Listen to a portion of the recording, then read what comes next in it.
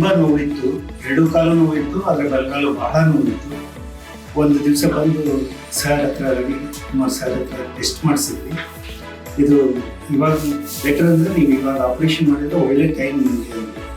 ತಕ್ಷಣ ನಾವು ಡಿಸಿಷನ್ ತೊಗೊಂಡು ಒಂದು ವಾರದಲ್ಲಿ ಬಂದು ಹಾಸ್ಪಿಟಲ್ಗೆ ಅಡ್ಮಿಟ್ ಆಗಿ ನಂತರ ಆಪ್ರೇಷನ್ ಮಾಡಿಸ್ತೀವಿ. ಆಪ್ರೇಷನ್ ಮಾಡಿಸ್ಕೊಳ್ಳೋದು ನನಗೆ ಏನು ಅಂಥ ತೊಂದರೆ ಆಗಲಿಲ್ಲ, ಆದರೆ ಸ್ವಲ್ಪ ನೋವಿರುತ್ತೆ ಆಪ್ರೇಷನ್ ಆದಮೇಲೆ.